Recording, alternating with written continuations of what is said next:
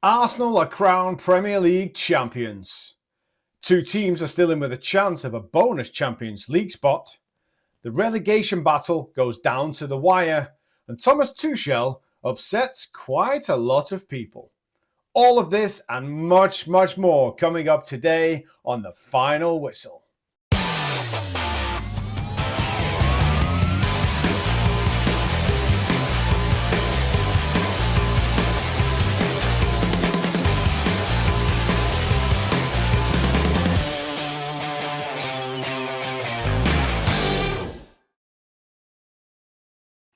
Hello and welcome to The Final Whistle. My name's David White and I am your host.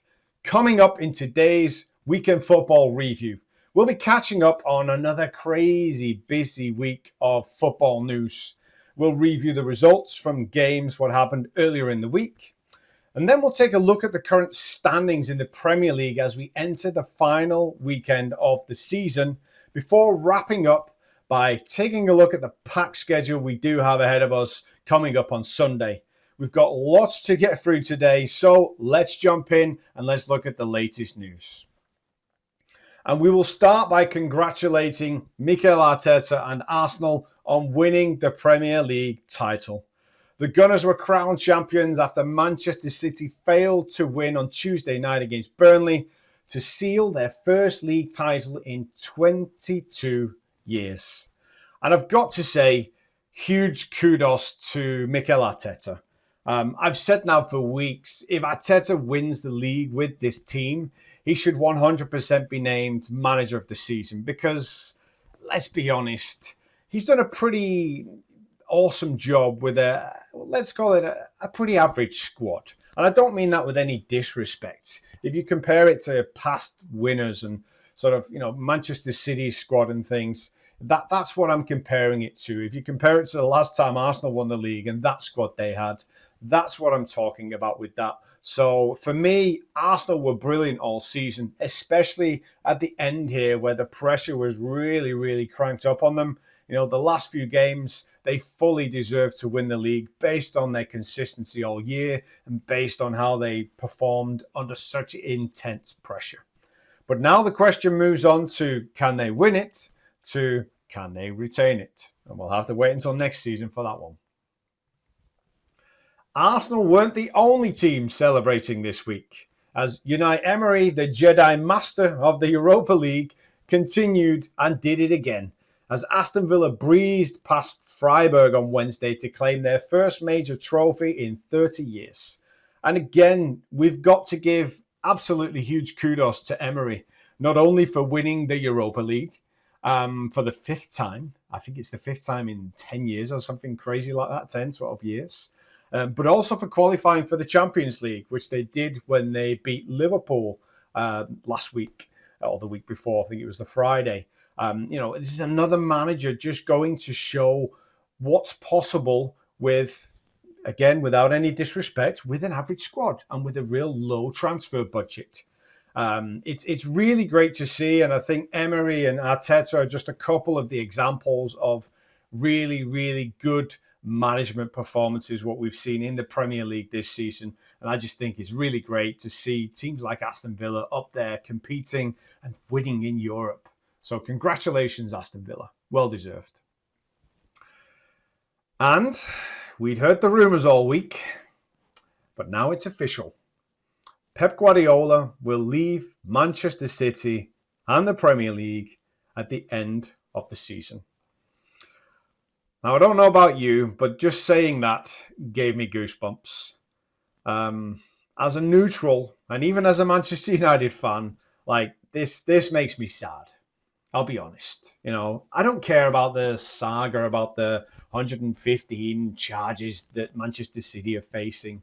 No matter what, we cannot take anything away from what Pep Guardiola has done for Manchester City and for the Premier League.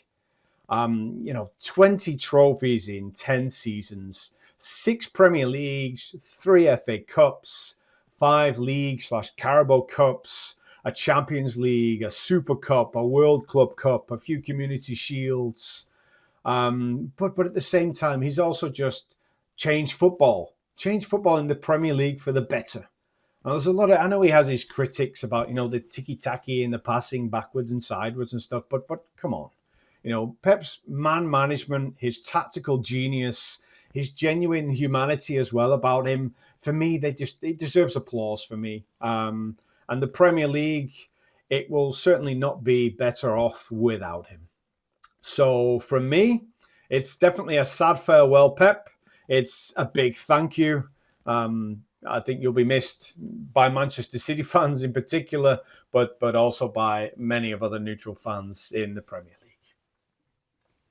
Now, on to some less emotional and somewhat less surprising news coming out of Old Trafford this week. Mikel Carrick has finally been confirmed as permanent manager of Manchester United on a 2-year deal. This one for me was strange in regards to the timing as to why it took so long. I think everybody thought it was going to be announced after their victory, of course, last weekend in their last home game of the season. Whether there was still some final things to finalize on the contract, I don't know. But then, the timing of them to also do it just after the announcement of the England squad this week, pretty much almost same time as Pep's announcement as well.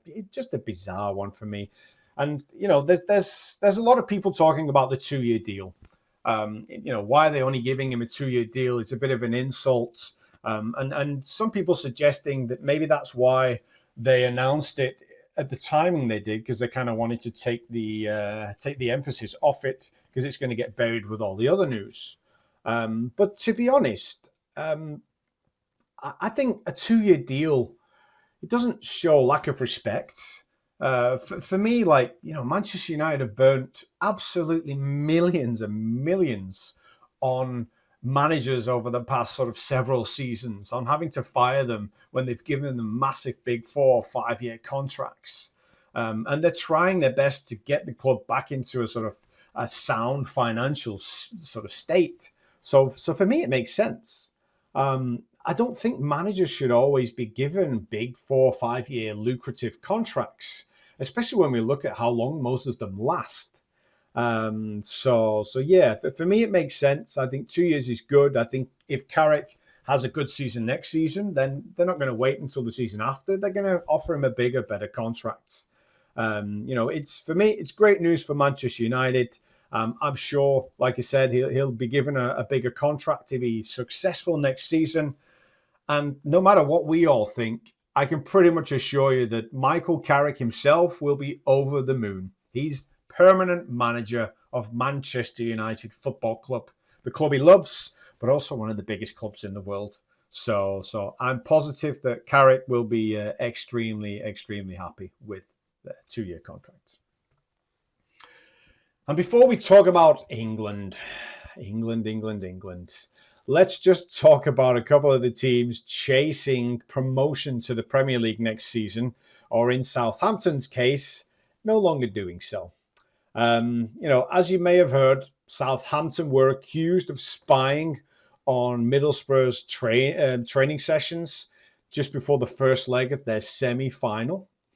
This was reported, and the EFL quickly reviewed it, and after reviewing the case, they expelled Southampton from the final. They was thrown out of the final. Now, the final was supposed to be this weekend against Hull, Southampton Hull. Southampton were shocked. They announced straight away they were shocked at how harsh the decision was, and they appealed it immediately in the hope that, of course, I don't know whether it was in the hope that it would get overturned or in the hope that it would take so long to review that they would still play the final. I don't know, but what I can tell you is the EFL reviewed it the same day, some point in the evening, and they just completely, instantly dismissed the appeal. So Southampton will be replaced by Middlesbrough in the playoff final, which they will play this weekend on Saturday against Hull. Now, I don't know what's going on this one, to be honest. I've seen the pictures of the random guy leaning against a tree in sort of the most non-discreet way I've ever seen sort of a spy, let's say it. It makes you wonder whose idea this was, right? Where's this come from? How many people knew about this? Was it the manager? Was it senior club management? Was it the players also in on it? I doubt that, but it just makes you wonder where it came from. And whoever it was, Southampton players and fans are due a very, very big apology for this. So Southampton thrown out, and we will see either Hull or Middlesbrough in the Premier League next season. Thankfully for Southampton, Thomas Tuchel took all the attention away from that news this week as he announced his 26-man England squad to go to the World Cup this summer, 2026. And boy, oh boy, he's upset a few people. Players who will not be going include the likes of Harry Maguire, Phil Foden, Luke Shaw, Cole Palmer, and quite a few others where there's been obviously a lot of debate around whether those players should have gone and who they should have gone instead of, and so on and so forth. It's always the case, right? But rather than moan and complain about who's going, who's not going, let's just take a look at the full squad and focus on the players who made the final 26. So here's the England World Cup squad for 2026. So we've got no surprises in goal. We've got Jordan Pickford, who's going to be number one. Had a good season. He is England's number one. No surprises there. We've got Dean Henderson. Again, another solid season. No big surprise. And then we've got James Trafford, who's the third goalkeeper, who's played a little bit for City this season, including sort of a good FA Cup run. So 3 players there. No surprise. They'll all be going. Defenders. We've got Reece James going for Chelsea. We've got Konsa, Aston Villa. We got Quansah, who's been playing obviously in the German Bundesliga for Leverkusen, and very impressed there. And we know Tuchel likes him from previous. John Stones is going. Guehi, also Manchester City, they're going. Dan Burn from Newcastle named. Nico Riley, again, another solid season from Nico Riley, really promising. And then one of the questionable ones, you could say the first questionable ones, is Spence of Tottenham. Then we've got Livramento from Newcastle. And then moving into the midfield, we have got Declan Rice, no surprise there. Elliot Anderson, no surprise there, really. He's had a great season for Forest. And one I'm absolutely delighted about is Kobbie Mainoo. He's won himself a place back in the England squad after starting off the season, not getting any game time at all under Amorim at Manchester United. And the way he's come back from that just shows absolutely brilliant character, I think. Mainoo's waited, he's been patient, he's managed to get himself back in the Manchester United team. He's been announced as one of the potential young players of the season. And now he's back in the England squad for the World Cup. I think that's just fantastic. And then we've got Jordan Henderson. This is one what's caused a lot of debate, right? Because we know Henderson, he's 35 now. He's been playing for Brentford this season. He hasn't played all the games. I think he's played like 35 games, though, or something there and thereabouts. But yeah, Henderson's going for his experience. That's obvious, you know. And again, we know that Tuchel, he likes his experienced players, and not just experience on the pitch, but also experience in the dressing room. You know, Henderson's been here before. He's a good leader, and people like him, and Tuchel must know how important he is to that squad for him to have taken him. Morgan Rogers, another great season for Villa. Jude Bellingham, not had a great season at Real Madrid, but nobody has. And to be honest, you know, Jude, I think, was always going to go. Then we've got easy for Arsenal. Not been a first-time starter and not played every game this season, but, you know, Tuchel is a fan. So, and yeah, could you debate whether, you know, they could have took Foden or they could have took somebody else instead of Easy? Yes, but at the end of the day, you know, it was, you know, if you looked at players like Easy, Foden or Cole Palmer, all 3 of those players you could put a question mark over. Should they be in the squad? Should they not? Tuchel had to make a decision. He made it. He chose Easy. That's that. It's done. So no huge surprise there. Just a bit of a debate, mainly from people who feel like other players should have gone instead of these. And then the forwards. Of course, there's no surprise. We've got Harry Kane. One surprise announcement was another one is Ivan Toney. Obviously, he's not really had much game time under Tuchel at all up until now. However, when you look at his experience, you look at his physicality in his game and how he plays, and you look at the fact that he is a goal scorer, then I think he's a player who's we needed somebody like that to as backup for Kane, right? And you could have said, okay, Calvert-Lewin could have gone. He's been good this season for Leeds. He's also very physical. But when you look at the goals and how many goals he scores in comparison to somebody like Tooney, then, Tooney wins all day long. And at the same time, he's also got experience from going to previous tournaments. Ollie Watkins, he had a great, strong ending to the season there. I think he rescued himself there with that end. In his last sort of 4 or 5 games, Watkins was scoring goals. He was back in the rhythm, and I think that came at perfect timing for him. So delighted that Watkins is back in that squad. No surprise to see Saka in there, and another one I'm happy to see is Rashford. He missed out on the last tournament, really when he didn't deserve to. England should have took him last time. Because he's going for his explosive pace down that left-hand side. He can score goals. He can create goals. And he's had a good season at Barcelona. So I'm really happy that Rashford has managed to get himself back in the squad. Another player sort of questionable is Gordon. But again, I would say the amount of options down that left-hand side is very short. And when you need some attacking pace down that left-hand side, Anthony Gordon's one of the only players who England do have as an option who can do that. So for me, I think, fair enough. He could make a difference in the right games. And then, Noni Madueke also for Arsenal making the squad. So that's the England squad. I'm not going to delve too much into it. That there's plenty of videos and opinions on the internet right now about England and the England squad. Personally, I'm a Premier League man. I like the Premier League and the European games.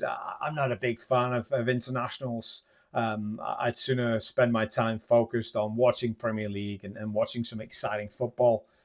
Tournament football, not really my thing. So I'm not going to be the man to be sitting here debating about England for the next hour. So let's move on. We know Tuchel isn't afraid of making big decisions. When it comes to his squad, the majority of the decisions he did make earlier on in the season, they was in friendly games or games that didn't matter that much. And, the players he's dropped, like Trent or Bellingham in those games and players he's dropped now, some of them, they've been poor this season. So yeah, I had a feeling he would leave Foden out. He would leave Palmer out. I felt like maybe players like Shaw could have been taken. He's had a really good season. He's been injury-free, but, he's got other options in that position, which he prefers. And, what's done is done. It can't be changed. It's up to us now to just get behind England in this World Cup and hope for the best. And let's just hope Tuchel is ready for the absolute avalanche of criticism that he will face if England do not perform well in that tournament. Because, as we all know, it will be absolute carnage. Anyway, moving on to this week's results.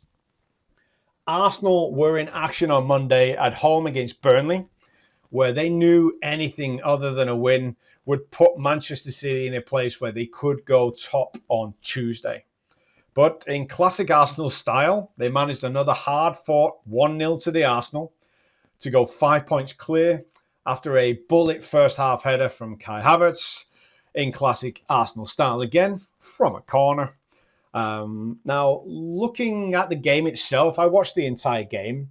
Arteta, he worried a lot of people with his decision to actually leave out Gyökeres and Lewis Skelly from the starting lineup. There's both on the bench, but in a must-win game like that, people were a little bit like, what's he doing? What's he thinking? And if I'm honest, Arsenal, they did look quite lost and quite disjointed and lacking in ideas in that final third without Gyökeres. I've got to say, he's become one of my favourite players this season. I think, I'm a United fan, and I think comparisons between him and Sesko are miles off. Gyökeres is an absolute beast. He reminds me a bit of Mark Hughes, Sparky, who used to play for Manchester United. Strong as an ox, holds the ball up, constant nightmare for defenders to play against, just non-stop from start to finish of every single game. I think, he's with another sort of season of good training and high quality training. Remember, this is the first season he's proper had with, a big club. He needs to work a little bit on his touch and his control, but he'll get that where he is now. He's really young. I think he's going to be a total world-class player very soon. Both players did come on in the second half, and Arsenal managed to hold on despite a few nervous moments with Burnley on the counter-attack, but also a nervous moment before Eucharist came on for Kai Havertz, who questionably could have had a red card for a very high tackle. He got away with a yellow card, and he was whipped off shortly after to be replaced by Eucharist. So it was back to Manchester City on Tuesday, who knew that anything other than a win would hand the title to Arsenal. Unfortunately for them, Iraola pulled off another tactical masterclass against Pep and frustrated City from start to finish. I watched this game as well all the way through, and both teams were really, really poor in the first half. They constantly gave the ball away. Very uncharacteristic for City to do that, especially they literally did it all the way through the game. Bournemouth improved in the second half, but they, of course, scored 6 minutes before half-time after a wonderfully taken goal by Krupi, who curled a shot in from 20 yards out. Nobody closing him down from anywhere for City.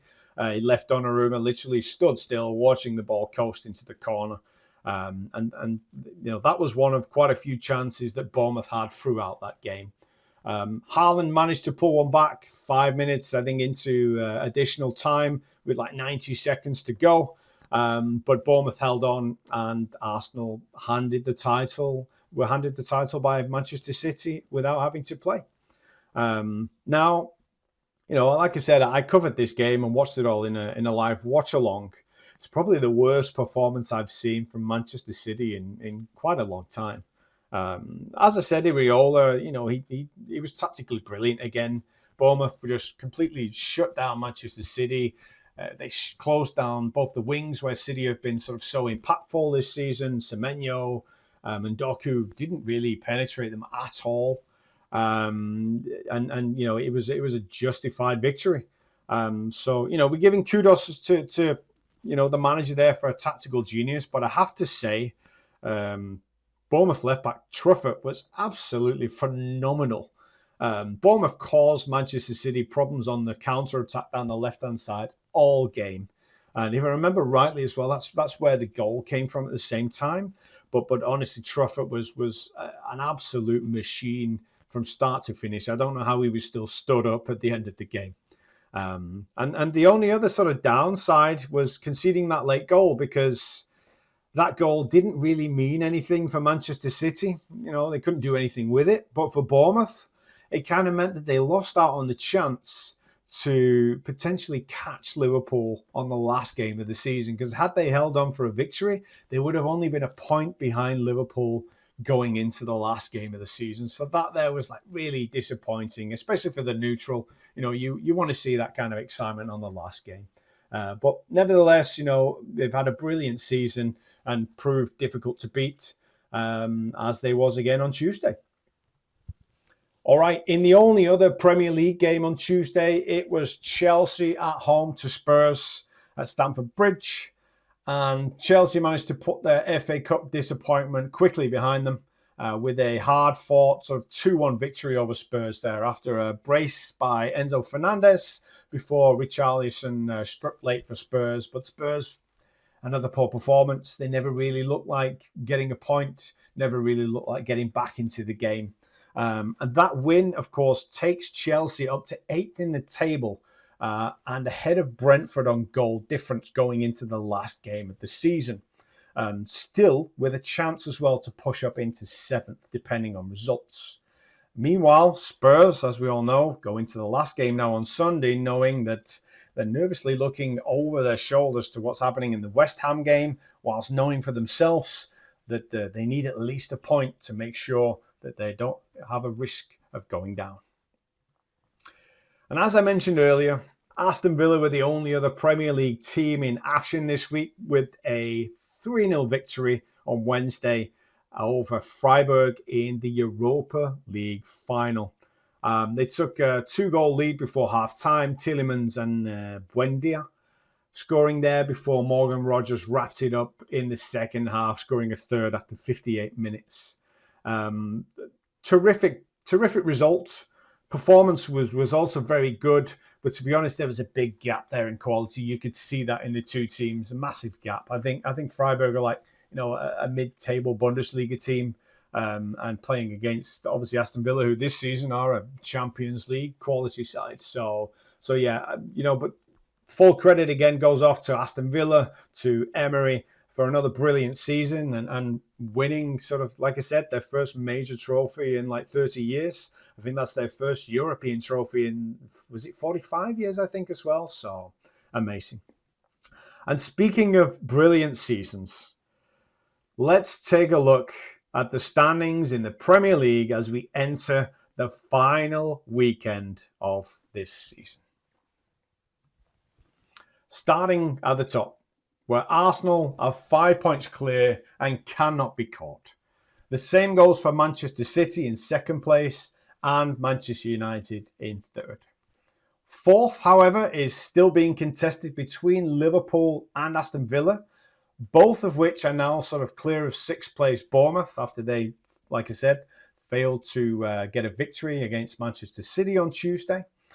Now, finishing fourth or fifth doesn't really mean much to Liverpool or Villa, but it could mean something monumental for Bournemouth or Brighton, because Aston Villa winning the Europa League means a bonus Champions League spot could be passed down to sixth position in the Premier League. But that will only happen in the event that Aston Villa finish fifth. So Liverpool need to finish above Aston Villa need to finish fifth, and then that place what Aston Villa have got in the Champions League, the place what they claimed via the Europa League, would pass down to sixth. Now, Liverpool have, let me just remind myself again of this. So the only event is if Liverpool finish above Villa. The only way that would happen is Villa would lose to Manchester City. They're away to Manchester City. That's quite possible. And Liverpool would need to win at home against Brentford. Again, very possible. So they're the two possible outcomes. Now, Brighton currently sit in seventh with a better goal difference than Bournemouth. Yeah, and Brighton are at home in the final game against Manchester United, whereas Bournemouth are away to Forest. So both teams there in games what are both winnable. Brighton's, you could say, more winnable than Bournemouth. Bournemouth away to Forest. Forest have been difficult to beat all season, including recently, even though they've not got much to play for. So it's not finished there, and I think there'll be an interesting battle there for who's potentially going to claim that spot. Of course, the spot might disappear. If Villa finish fourth, that additional Champions League spot doesn't exist. It will pass on somewhere else, potentially to Sporting, I think it is. So yeah, I think it's a funny scenario because in the Liverpool-Villa game, then Bournemouth and Brighton and Brentford would have all been cheering for Villa to beat Liverpool because it gave them a chance of obviously getting up in the places. Whereas now it will be the opposite. They'll be cheering for Liverpool to get a better result than Aston Villa in order to then potentially to get that additional bonus Champions League spot. Now, as I said, only Brighton and Bournemouth can finish sixth, but there is a line of teams who could finish seventh and claim that second Europa League spot. It will be one of Brighton, Chelsea, Brentford, or maybe even Sunderland who can take that. And remember, there's also a Conference League place for eighth as well to be contested for. Now, currently Chelsea sit, as you can see, on 52 points. They sit in that Conference League spot. So they're in eighth position on 52 points. Now, there's 5 teams below Chelsea who could also reach 52 points if they win their games on the last game of the season. However, all of those teams have got a worse goal difference than Chelsea. So essentially only Brentford and Sunderland, who are playing Chelsea, by the way, on the last game of the season, it's only Brentford and Sunderland can actually go above Chelsea and take that spot. And like I said, Brentford are away to Liverpool on Sunday, and Chelsea are away to Sunderland. So there's still plenty to play for when it comes to these European spots, as there was last week. Now at the bottom, nothing much has changed this week after Spurs lost to Chelsea on Tuesday. Spurs sit on 38 points, so 2 points ahead of West Ham, who sit on 36 points. Now, Spurs know that a point will be enough to keep them up and relegate West Ham. That is assuming that Spurs don't suffer a heavy loss and that the Hammers don't smash Leeds by 10 plus goals in their game, which is very unlikely because they have a much superior goal difference over West Ham. Now, Spurs are at home to Everton on Sunday, who, of course, have been in pretty poor form now of late. So it's not really looking good for the Hammers. However, it only requires for Spurs to lose and for West Ham to win their last home game of the season. Spurs could still be relegated depending on the results at the end of this week. So let's just have a look at Sunday's packed list of fixtures on the final Premier League weekend of the season and see what that looks like. So we start with Brighton versus Manchester United, with Brighton, like I said, chasing that potential Champions League spot. Then we've got Burnley versus Wolves. Nothing to play for there other than pride, with both teams already relegated. Then we've got Crystal Palace and Arsenal, again, with not much to play for, no difference depending on the results of that game. Fulham and Newcastle, I would say nothing much to play for there, but Eddie Howe will certainly be looking for Newcastle to finish off the season on a high. After winning last week, it would be great for them to pick up some more points. And then we go to Liverpool-Brentford. Liverpool at home. Now, Liverpool, of course, they will want to finish a disappointing season with a home victory in front of their fans, of course. But Brentford, we know they've been difficult to beat. They've been really good on their day when they show up. And, of course, they're still chasing a place either in the Conference League or the Europa. So it's going to be an interesting game, that one. Then we've got Manchester City versus Aston Villa. Nothing to play for. City is second. It doesn't matter what the result is for them. Aston Villa already qualified for Champions League. You know, they would ideally, yes, I'm sure they would like to finish in fourth. How much of a hangover they might have if they popped a few bottles of champagne midweek after that Europa League, I don't know. But I certainly know that, Bournemouth and Brighton are probably hoping they've got a bit of a hangover and they won't win that game. Then we move on to Nottingham Forest and Bournemouth there. Again, as I said, Bournemouth wanting to retain that sixth position in case that Champions League spot becomes available to them. Sunderland and Chelsea, as I said, probably the most competitive game of this last final weekend, purely because Sunderland and Chelsea both have a chance of European spots, but a bad result there against each other for either team might mean they completely miss out on Europe. A draw, not really sure, will depend on other results. So both teams there will be looking for the win for sure. And then, I said Sunderland, Chelsea, probably the most competitive, but these last two games probably the most critical. Tottenham are at home against Everton and West Ham at home against Leeds. So super critical games there. Like I said, Tottenham just need a point pretty much to guarantee they will stay in the Premier League. West Ham, nothing other than a victory is going to leave them with any chances of staying up. So, as always, last game of the season, everybody plays in a packed fixture list on Sunday. All games kick off at 4 p.m. UK time. And, of course, we'll be following them all along on the channel. So, that's a wrap for today. Don't forget, I'll be back on Monday for the Monday football preview. So, please remember to subscribe to get notifications of when we go live with that. I will bid you a wonderful final Premier League weekend. thank you for watching, and we'll see you again soon. Take care, everybody.